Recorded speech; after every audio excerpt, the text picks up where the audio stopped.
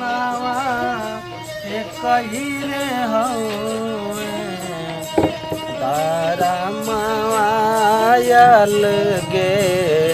अलगे बा। हाँ जा बहुत आनी तोरी गाँव में ले आ गल बानी। देखिए ऐसा ना हो कि पहचाने ना यार जोगी के भेष में आवत आनी। हाँ हाँ हाँ दुआरे रहिया दुआरिया पर आवत आनी। अलख निरंजन बोला ओकर बाद निकल के चलिए। देखिए कोनो जाने ना यार। ठीक बा दुआरी पे पानी गेहूं चरावत तनी। अरे ना हो तारा के पहचानी जोगी साधु ना आवेलन जा भीख मांगे।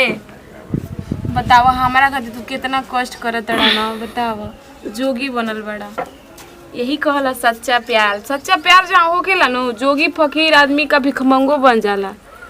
बड़ी हम नसीब वाला रही हो लेकिन तंसी नसीब में ये चूक गई नहीं कि बियाह तारा से करे के रहे लेकिन केहू और से हो गई। और वो मुआना बियाह क के विदेश चल गई बाटे अकेले तो घरे रहत नहीं।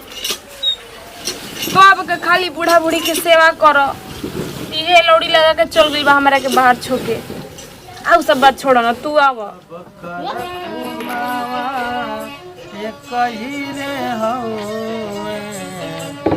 तारा मावा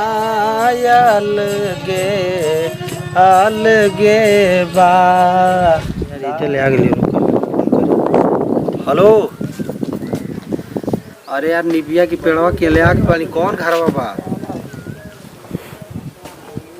आवत आनी अलख निरंजन लगाई ओकरे बता दिए बा केने रह गेलन कहला निमिया के पेड़वा त बानी घरवा भुला गेलन नानू घरवा तो देखला ही रहन बियाहवा में आइल ना रहन।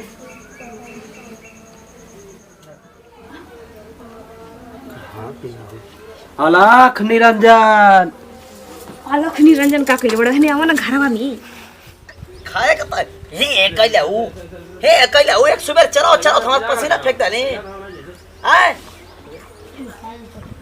तू रे तो सर खत्म आदमी हवा काले खोलने था चलना भाग पतो या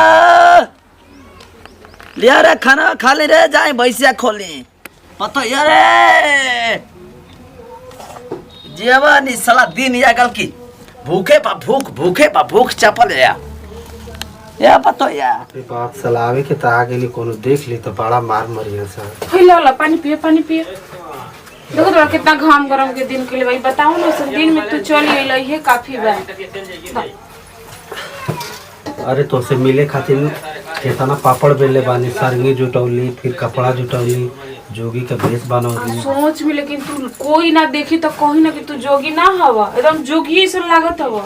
भाई प्यार ऐसा चीज होला कि कुछ और बना देला पागल लोग बन जाला। हम तो अभी जोगिए बनल बा का करबो अब जानते बड़ा गांव देहात में बन जाते माई बाबू की इज्जत बचावे के बनो। हां यार वही से तो हम जोगी के भेष में लेके कोनो जाने ना देखते बड़ा गांव में तो सने में कौन या गला लेकिन हम किस्मत फूटल है हम जाने की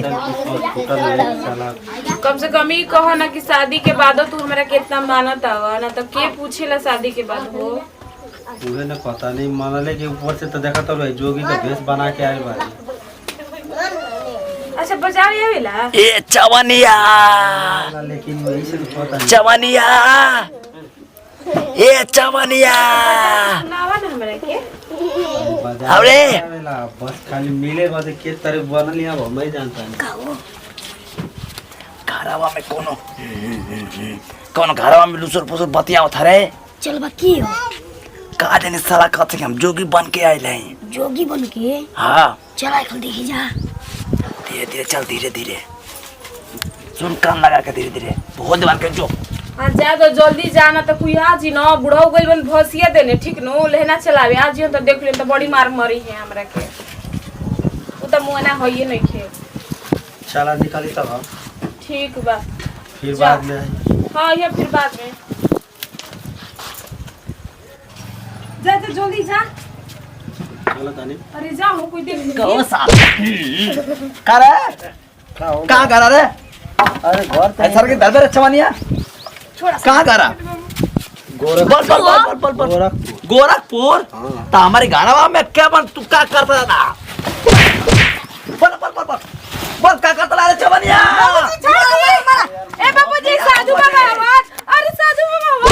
साधु बाबा ई सरवा लोग बाबूजी बाबूजी अरे साधु बाबा परगोला अरे काटा राम दिख